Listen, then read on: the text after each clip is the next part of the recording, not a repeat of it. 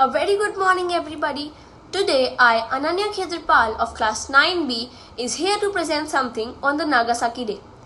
Nagasaki Day is observed from 6th to 9th August.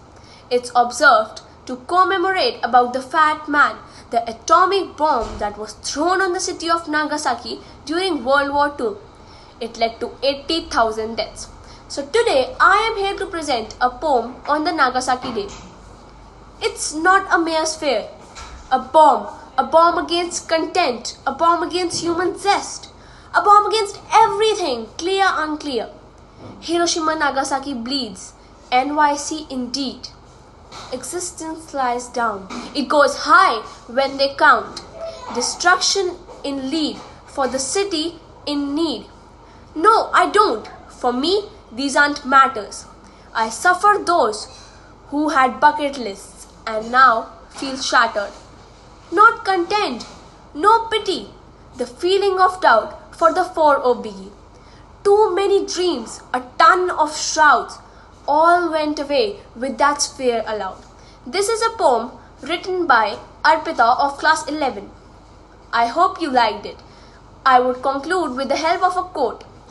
The bomb was not just thrown on Hiroshima and Nagasaki, it was thrown on the whole humanity. Thank you so much. Let's see a small enactment by class 9 students with famous slogans from the Quit India movement.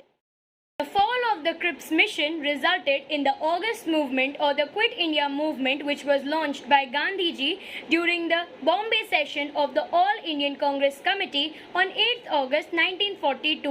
In 1939, Indian nationalists were angry that the British Governor General Lord Linlithgow had entered India into the Second World War without even consulting them.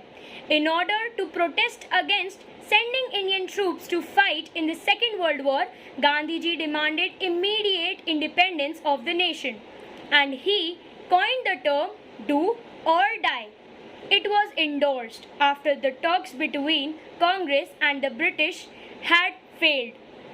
Indians were urged to act as independent nation and not to follow the orders of the British. Gandhiji and the other senior Congress leaders were imprisoned. Mass protests broke out all over the country, which were responded by the British through staggering mass arrests, implementing heavy fines, and airdropping of bombs.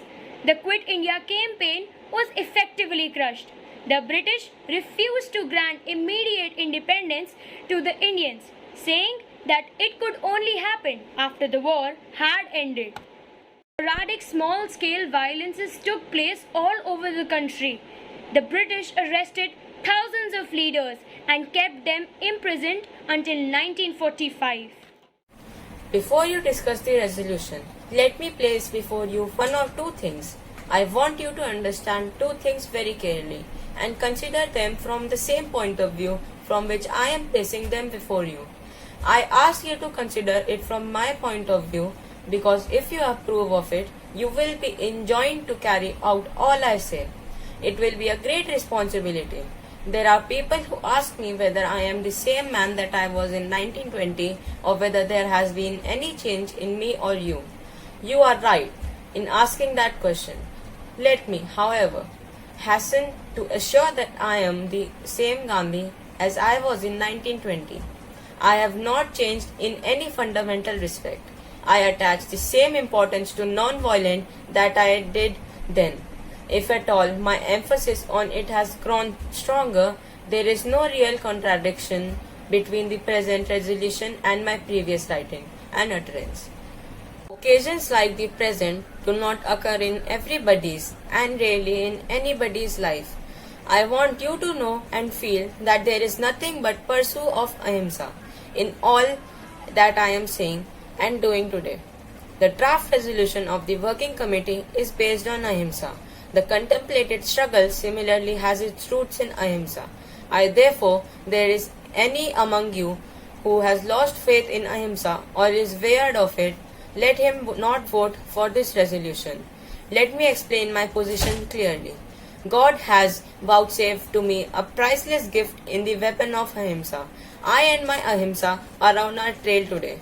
If in the present crisis, when the earth is being scorched by the flame of Himsa and crying for deliverance, I fail to make use of God-given talent, God will not forgive me, and I shall judge word unworthy of the great gift. I must act now. I may not hesitate and merely look on when Russia and China are threatened. In the end, I say only one thing: do or die. The more we sweat in peace, the less we bleed in war. Inqilab Zindabad! Swaraj मेरा जन्मसिद्ध अधिकार है और इसको मैं लेके रहूंगा. Here's a mantra, a very short one that I give you.